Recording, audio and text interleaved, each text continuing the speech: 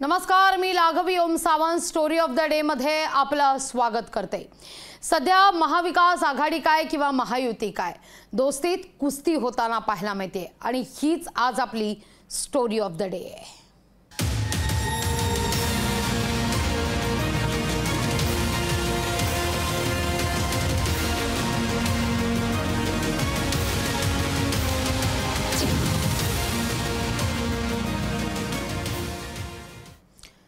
काँग्रेस, शिवसेना, उद्धव बाळासाहेब ठाकरे पक्ष आणि राष्ट्रवादी शरदचंद्र पवार पक्ष यामधील जागा वाटपाचा तिढा अजून काही सुटलेला नाहीये।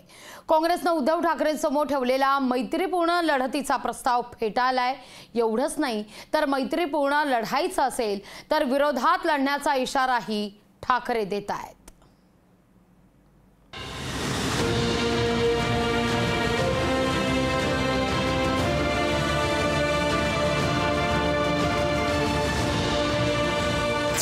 मैत्रीपूर्ण लढतीचा प्रस्ताव उद्धव ठाकरेंनी फेटाळला।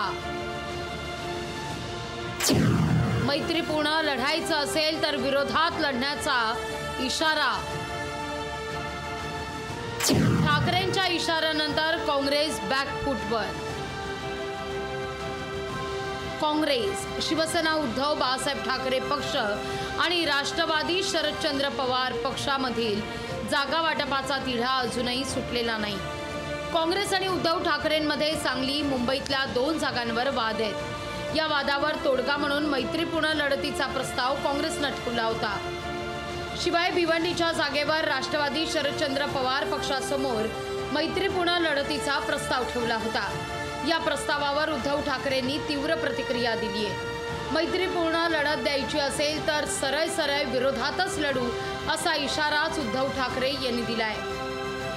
मैत्रीपूर्ण लढतीला काही अर्थ नसतो, कारण जेव्हा मैत्री असते तेव्हा लढत नसते आणि मैत्री पूर्ण होते तेव्हा लढत होते। त्याच्यामुळे तो निर्णय हा मला नाही वाटत ते करतील, कारण तसं झालं तर तो केवळ महाराष्ट्राचा नाही तर देशाचा घातोय। फ्रेंडली फाईट नाही होतीये, या तो फ्रेंडशिप करून तो फाईट करतो। उद्धव ठाकरेंनी थेट महाविकास आघाडी तोडण्याचा इशारा दिल्यावर काँग्रेस बॅकफूटवर गेली आहे। जास्तीत जास्त जागा जिंकण्याच्या उद्देशाने हा प्रस्ताव ठेवल्याचा दावा काँग्रेसने केलाय। हमारे इसमें किसके को जगह ज़्यादा मिली, ये हमारा किसका अपर हैंड है जगह वाटप में, ये हमारा डिसीजन नहीं है। हमने शुरुआत में कहा कि हमारा डिसीजन यह है कि महाराष्ट्र में 48 जगह में महाविकास आघाड़ी जीते, उस आधार पर निर्णय हो, ये भूमिका हमारी। मैत्रीपूर्ण लढत एखाद्या जागेवर असणं समजू शकतो, पण 4 जागांवर मित्र पक्षांशी भिन्न म्हणजे दोस्तीत कुस्ती होणार होती। ठाकरेंच्या तीव्र प्रतिक्रियेनंतर आता काँग्रेसचा विरोध मावळणार का हे पाहावं लागेल। ज्योत्स्ना काँग्रेससह स्वप्नील जाधव, लोकशाही मराठी, मुंबई। तर तिथं राजू शेट्टी हे महाविकास आघाडीसोबत नसल्याचं आता स्पष्ट झालंय। शिवसेना, उद्धव बाळासाहेब ठाकरे पक्षानं हातकणंगलेतून उमेदवार जाहीर केलाय, त्यामुळे आता हातकणंगलेमध्ये तिरंगी लढत होणार असल्याचं स्पष्ट आहे।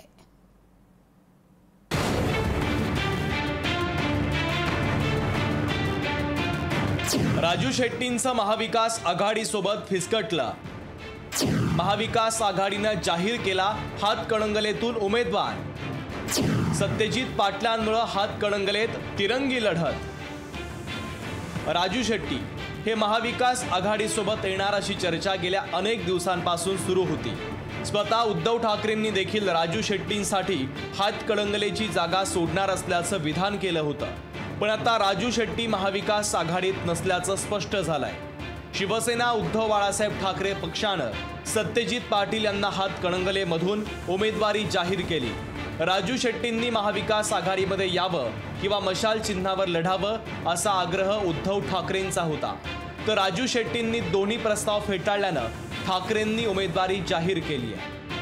आपला पक्ष रिसर महाविकास आघाडीत सामील होऊ द्या। आम्ही त्यांना दुसरी विनंती केली की तुम्ही मशाल हे चिन्ह घ्या, आम्ही तुम्हाला तिन्ही पक्ष पाठिंबा देतो।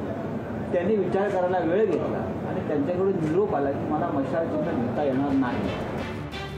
सत्यजित पाटलांनी पक्षानं दिलेल्या संधीचं सोनं करेल अशी ग्वाही दिली आहे। नाही, ही निवडणूक आज आपल्याला चौरंगी दिसते, कदाचित यामध्ये आणि उमेदवार वाढतील।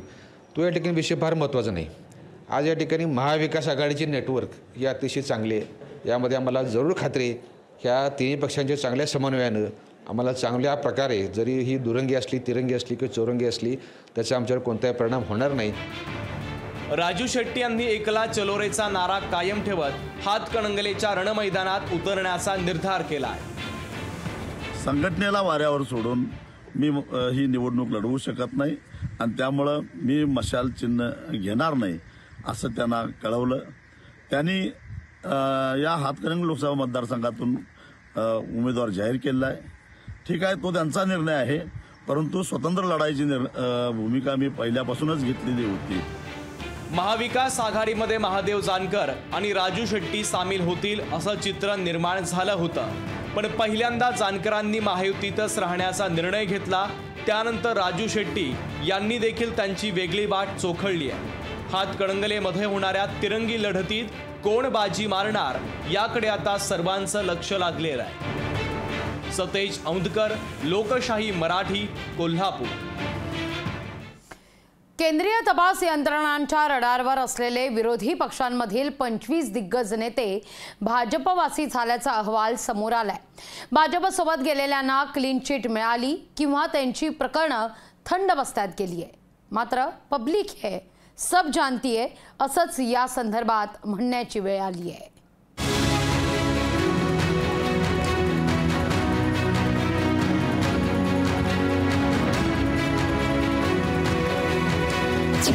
तपास यंत्रणांच्या रडारवरील 25 नेते भाजपासोबत गेल्यावर 23 नेत्यांना कारवाईतून दिलासा. महाराष्ट्रातील 11 नेते भाजपसोबत गेल्यावर निवांत. केंद्रात 2014 साली मोदी सरकार सत्तेत आल्यापासून विरोधी पक्षातील अनेक नेते ईडी सीबीआयच्या रडारवर आले. अनेकांची कथित भ्रष्टाचाराची प्रकरणं उघडकीस आली, काहींना अटक झाली. ईडीच्या धाडसत्रामुळे आता महाराष्ट्रातल्या घराघरातल्या प्रत्येकाला ईडी संदर्भात माहिती झाली. ईडी कारवायांसंदर्भात आणखीन एक योगायोग इंडियन एक्सप्रेस वृत्तसमूहानं शोधून काढलाय. इंडियन एक्सप्रेसच्या एका वृत्तानुसार 2014 पासून ईडी सीबीआयच्या फेऱ्या सापडलेल्या नेत्यांनी भाजपमध्ये किंवा भाजपसोबत गेल्याची माहिती समोर आली आहे. 2014 पासून देशातल्या जवळपास 25 नेत्यांवर ईडी आणि सीबीआयची धाड पडली. यात काँग्रेसचे 10, राष्ट्रवादीचे 4, शिवसेनेचे 4, टीएमसीचे 3, टीडीपीचे 2 तर सपा आणि वायएसआरसीपीच्या प्रत्येकी एका नेत्याचा समावेश आहे. यातल्या 23 जणांना कारवाईतून एकतर दिलासा मिळालाय किंवा त्यांच्या प्रकरणांचा तपास थंड बस्त्यात टाकण्यात आलाय. कारवाईतून दिलासा मिळालेल्या 23 नेत्यांपैकी तब्बल 11 नेते महाराष्ट्रातले. अजित पवार यांच्यावर महाराष्ट्र राज्य सहकारी बँक घोटाळ्याचा आरोप होता. प्रफुल्ल पटेलांवर एअर इंडिया विमान खरेदी घोटाळ्यात कारवाई झाली आहे. छगन भुजबळांना मनी लॉन्ड्रिंग प्रकरणात अटक झाली होती. प्रताप सरनाईकांविरोधात सुरक्षा कंपन्यांच्या फर्ममधील घोटाळ्याप्रकरणी धाडी घातल्या होत्या. अशोक चव्हाण आदर्श घोटाळ्याप्रकरणी गुन्हा दाखल होता. कृपाशंकर सिंग यांच्यावर बेहिशोबी मालमत्ता प्रकरणात कारवाई झाली होती. भावना गवळींवर मनी लॉन्ड्रिंग प्रकरणात कारवाई झाली होती. यामिनी जाधवांवर फेमांतर्गत कारवाई करण्यात आली होती. बाबा सिद्दीकींचं नाव झोपडपट्टी घोटाळ्यात आलं होतं. हसन मुश्रीफांवर कारखाना घोटाळ्याप्रकरणी धाड पडली होती. ज्यांच्यावर तपास यंत्रणांनी कारवाई केली ते नेते कालांतरानं भाजपात गेले किंवा भाजपचे सहयोगी झाले. हा योगायोग नक्कीच नाही. भाजपसोबत गेलेल्यांना क्लीन चिट मिळाली किंवा त्यांची प्रकरणं थंड बस्त्यात गेली. पब्लिक है सब जानती है असंच या संदर्भात म्हणावं लागेल. मिलिंद सागरे, लोकशाही मराठी, मुंबई.